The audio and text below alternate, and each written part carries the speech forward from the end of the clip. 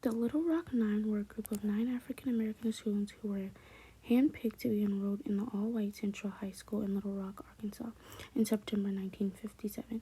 The first African Americans to integrate into Central High School were Minnie Jean Brown, Elizabeth Eckford, Ernest Green, Thelma Mothershed, Melba Patilio, Gloria Ray, Terrence Robertson, Jefferson Thomas, and Carletta Wall. These 9 individuals were recruited by Daisy Gaston Bates, the president of the Arkansas NAACP. The Supreme Court had come to the conclusion that segregation of public schools was unconstitutional for schools to integrate were high schools. Central High School was one of the first to integrate in September of 1957. State resistance was so widespread that the Supreme Court issued the second decision called Brown II, which ordered school districts to integrate with all deliberate free. Governor Overall Funes said he'd call in the National Guard to prevent the African American students from entering into the school. He went on live television and advised the students not be allowed in the school for their own protection, saying that if they were allowed, there would be bloodshed. Governor Overall sent the National Guard of Arkansas to block the students from entering the school. On top of the National Guard, there were two groups of pro-segregation called the Capital Citizens Council of the Mother League of Central High School that formed to go against the integration of school. There were maybe 1,000 white protesters outside of the school.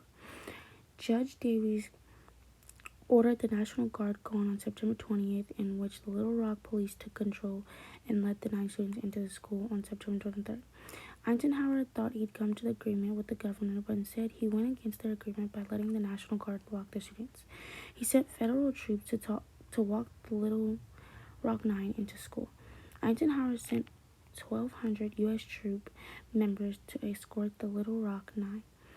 Weeks before entering the school, the students did intense counseling sessions to help them cope with what they were about to be faced with.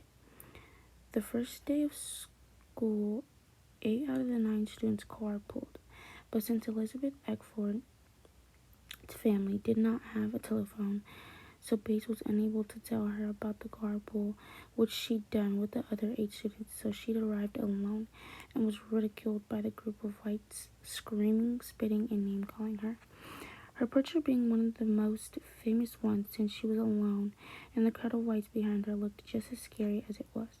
The Little Rock Nine finally attended their first day of school September 25th, 1957. Most of the students had a somewhat positive day, while other students had a rough day. Melba Patilio was beaten and acid thrown in her face. Gloria Way was pushed down the stairs. Minnie Jean was expelled from school for retaliating against the attacks. Gloria's mother was fired due to the fact that she wouldn't pull her daughter out of school. Ernest Green, the only senior out of the group, became the first African American graduate of Central High School. Several of the group members went into distinguished careers. Being able to go into a school with the support of the United States Army. I'm the first African American to graduate from Little Rock Central High School, May of 1958.